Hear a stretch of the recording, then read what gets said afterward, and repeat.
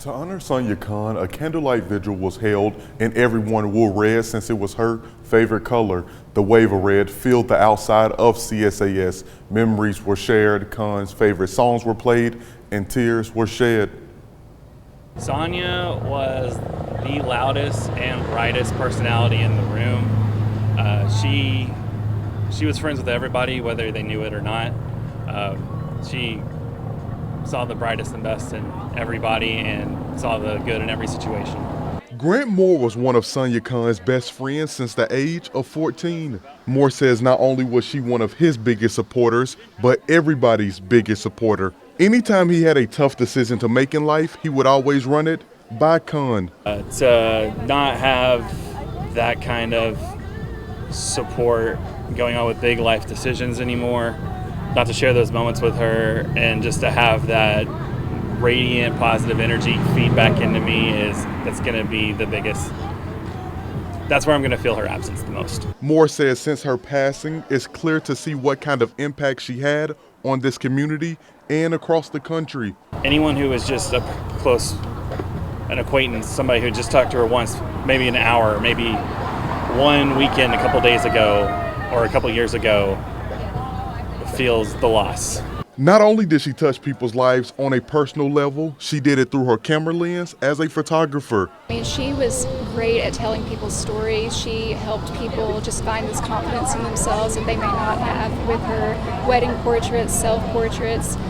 Sometimes she would even just do portraits of people just for fun. Didn't really have to have a rhyme or reason to it. Kirsten Parker was a good friend of Khan. They met back in 2015 when joining UTC's Omega Phi Alpha sorority. After graduation, Parker says their bond became even stronger. I think what I'll miss the most is having just one of the most supportive and encouraging friends to call. I'm going to miss her, just the confidence she inspired in so many people. And I think I'm going to miss her work. I'm going to miss getting to hear all that she's experienced, getting to share about the world to other people. A scholarship was also created to honor Khan. The Sonia Khan Memorial Scholarship will be awarded to a female graduate of CSAS that has a desire to pursue an education in fine arts through the UT system. In studio, Dallas Payton, Local 3 News. Thank you, Dallas. Another hot one in the Tennessee Valley. Let's check in with Clay Smith for a first look at the forecast. Well, I hope everyone has had a good weekend. We're kind of wrapping things up. It was another hot and humid July weekend here across the Tennessee Valley. But today, temperatures not that bad. 93 degrees, just a little above normal. I mean, a little bit better than 1952 when it topped out at 101 degrees. But still, it was hot and humid. And earlier, we had a few pop-up showers across the Tennessee Valley. Those have faded away, and we're going to stay quiet for most of the night. But here's a look at your Skywatcher reports. We had a very toasty 98 in Soddy Daisy, the winner today, 88 in Ringgold, 92 here in North Chattanooga, 91 according to Ben in Summerville, and then Cindy and Doug had 94 degrees from northern Bradley County extending into Polk County, very comfortable 83 in Turtletown, and 91 degrees in Rossville. But as we move forward, things are going to be quiet tonight. Active weather returns tomorrow into next week, and we're going to be tracking the chance for locally heavy rainfall. I'll have more on that coming up with your full forecast in just about 15 minutes. But for now, back to you, Mary Francis. A brutal heat wave is baking many parts of the U.S. today, and it's showing no signs of letting up. The high temperatures also helping fuel a raging wildfire. Cole Higgins has the latest. More than 90 million people across the U.S. are under excessive heat warnings and advisories. It's too hot. It's too hot right now. Oh, I'm warm as hell. High humidity mixed with sweltering temperatures pushing many heat indexes into the triple digits. The National Weather Service warning it may feel extremely oppressive. Most common mistake people make is trying to tough it out, trying to think that it's just going to cool off, just trying to think, hey, you know, this is just a little bit of sweatiness, a little bit of nausea. This is no big deal. You can get to a point where you start to become confused and lethargic and tired. And at that point, it might be too late for you to even have the wherewithal to call for help. Forecasters say a number of cities in the Northeast will likely see daily record high temperatures. Boston's record 98. It goes back to 1933. The city of Boston reaching 100 degrees on Sunday, breaking a daily heat record set 89 years ago, according to the National Weather Service. This massive heat wave also fueling a raging wildfire in California's Mariposa County outside Yosemite National Park. The Oak Fire has burned more than 14,000 acres so far, according to CAL FIRE. Governor Gavin Newsom declaring a state of emergency for the county after more than 3,000 people were forced to evacuate their homes. It was scary when we left because we were getting ashes on us, but we had such a visual of this billowing that it just seemed like it was above our house and coming our way really quickly. I'm Cole Higgins reporting. It was training day for emergency responders on Signal Mountain. The South Pittsburgh Mountain Fire Department and many others joined on Patton School Road to train at a house donated by a community member. Crews were able to practice real-life scenarios with real smoke. They say this is the only way their firefighters learn how to respond to real-life situations. The departments will repeat this training exercise next Saturday from 8 to 5. They ask the public to be patient while they close down Patton School Road to train truck operations. And the Humane Educational Society posted this kitten today on Facebook with the caption, "There were how many kittens in one box?" The shelter says a Good Samaritan found a dozen kittens taped up in a box and brought them in just in time. They have all been treated for their medical issues, but this leaves them needing extra help with supplies. A link to the donation list can be found through our website. They thanked everyone willing to donate in advance. Coming up next on Local 3 News, 17 people lost their lives today when a boat hit rocky waters off the Bahamas. Authorities believe they are Haitian migrants and that there are many others lost. And as we go to break, here's a look at some of the stories you're going to see in tomorrow's Chattanooga Times Free Press.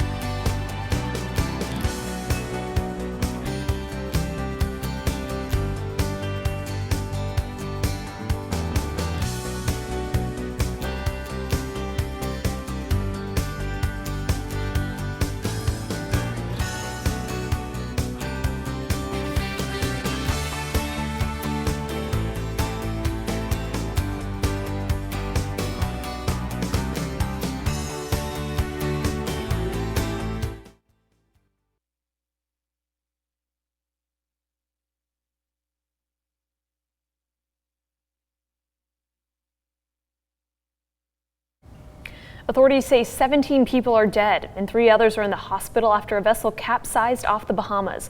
They are suspected to all be Haitian migrants. Authorities estimate up to 60 people were trying to travel to Miami when rough seas took over. Among those killed, 15 adult females, a toddler and 1 male. 15 others were pulled to safety. A multi-agency investigation is underway to determine the full circumstances surrounding a suspected human smuggling operation which has resulted in the deaths of these irregular Haitian migrants. He also added that they presume more people are missing and search and recovery is continuing at this moment. We'll continue to keep you updated as the investigation continues. Straight ahead on Local 3 News, a box of kittens was found in a taped-up box, and a Good Samaritan brought them to the Humane Educational Society for treatment. Now the shelter is in need of your help.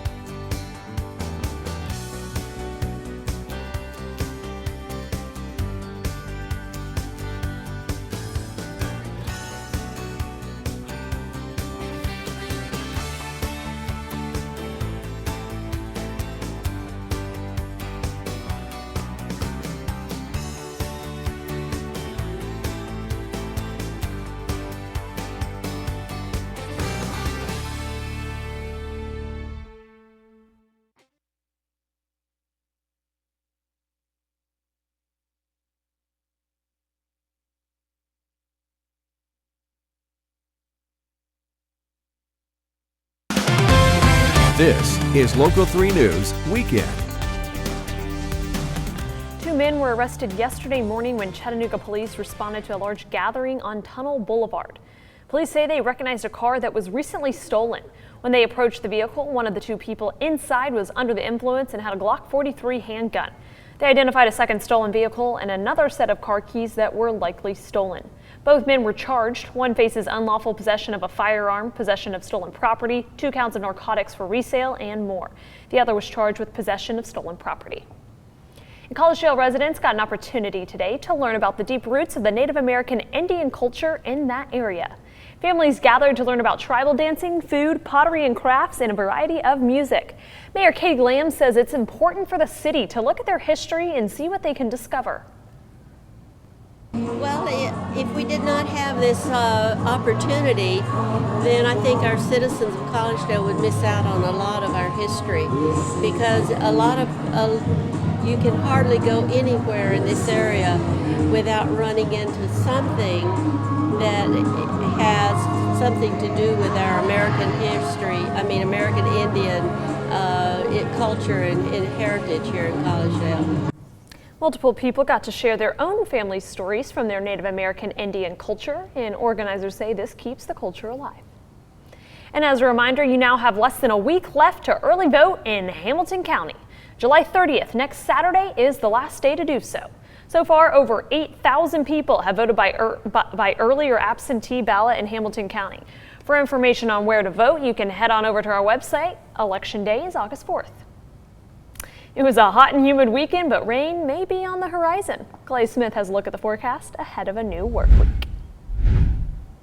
Well, good Sunday evening, everyone. It was another hot and humid weekend across the Tennessee Valley. Today, we officially reached 93 degrees at the Chattanooga airport. The low was 75. Just a textbook July day here across the Tennessee Valley. No official rainfall. We had a couple of spots of rain here and there, and this is the radar set up earlier. Again, we're going to watch this front that's going to be coming in from the north. That's going to bring us rain chances moving into Monday, but we'll get more into that in just a second. Here's a look at your Skywatcher reports. 95 today in Red Bank, 98 in Sunny Daisy. So really in that northern and central portion of Hamilton County, it was quite toasty. We had 94 in Trenton and Dade County, 91 down in Chattooga County and Somerville.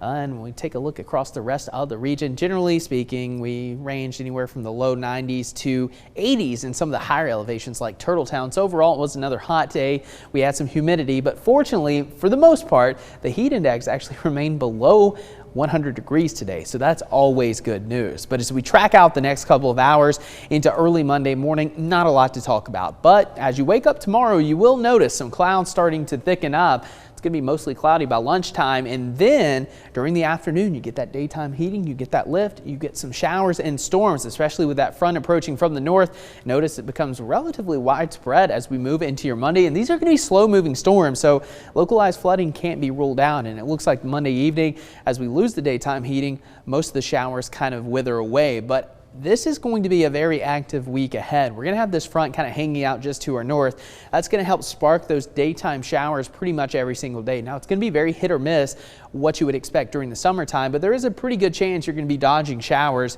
and storms throughout most of the week. Now, the good news, we're not expecting any organized severe weather. With that being said, there still could be some strong winds with some of these stronger storms up to 50, maybe even 60 miles per hour in Small Hill, as well as frequent lightning. But again, organized severe weather not looking likely. And then as we go into your Wednesday, we'll continue to see some of these rain chances as that front bumps a little further north. And it looks like even going into the weekend, we're going to keep those rain chances around. But here's a look at your next several hours.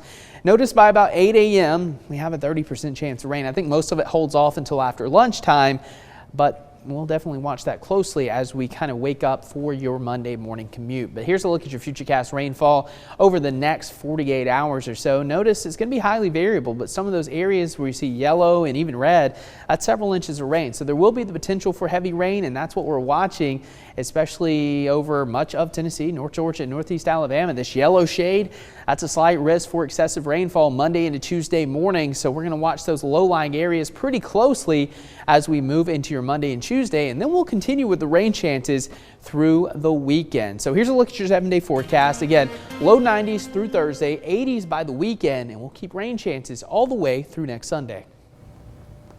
A new school year is right around the corner, and a Chattanooga rapper has made it his mission to help students in the community with the supplies they need.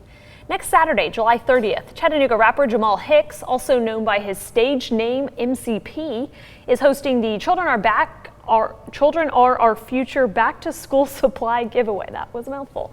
With inflation hitting highs and families struggling, he thought having a back to school drive would be a great way to give back. He made a post online asking for donations and says the community has stepped up, donating all types of school supplies that students will need to succeed when they go back to the classroom in just a few weeks. He says it's important to have events like a school supply giveaway because it lets kids in the community know people still care. A lot of people, once they start doing certain crime, they write these kids off and say they're a lost cause. But when they can look at something else and see that we still care. We're trying to help in some kind of way. Hicks says they'll also have a food truck providing free food to all the kids. The event will be on Saturday, July 30th from 1 to 3 p.m. at 3661 Brainerd Road Complex. It's free to anyone who needs school supplies. Coming up next in sports, the Track and Field World Championships just wrapped up after 10 days in Oregon. We have the results from the final day. Plus, CFC took home a trophy this weekend. We'll recap their win in the Independent Cup final.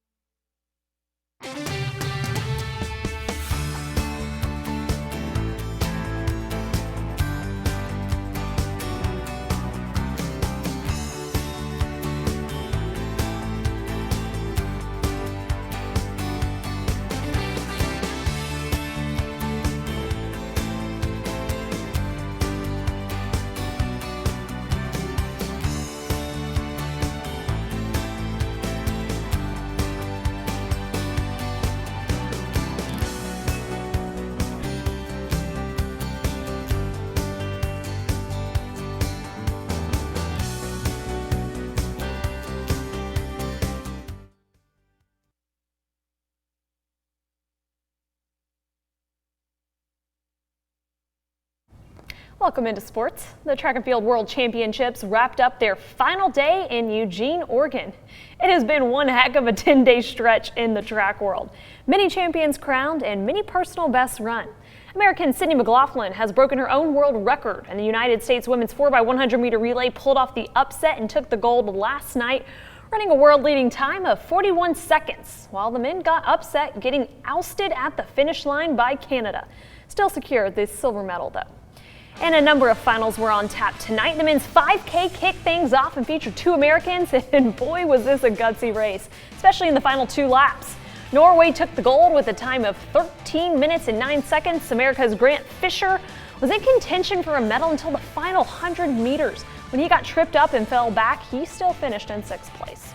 Next up, the women's 800 meters, the most grueling race in the sport. And what a finish we had. USA's Athing Mo just barely holds off Great Britain's Keely Hodgkinson and grabs the gold with a time of 1:56. And 2 Americans made the finals in the women's 100-meter hurdles. From Nigeria, Toby Amusin broke her own world record in a time of 12:06. And lastly, the 4x4, everyone's favorite event. On the men's side, America got out early and never gave up the lead. They take the gold with a time of 2:56, They have won gold in 8 of the last 9 world championships. And for the women, the United States take the gold in a time of 3:17. And the Atlanta Braves claimed the series against the Los Angeles Angels last night and were looking for the sweep this afternoon. Angels came out swinging. Ian Anderson on the mound, first inning. Taylor Ward sends it deep left center just enough to get over Guillermo Heredia's head and into the stands.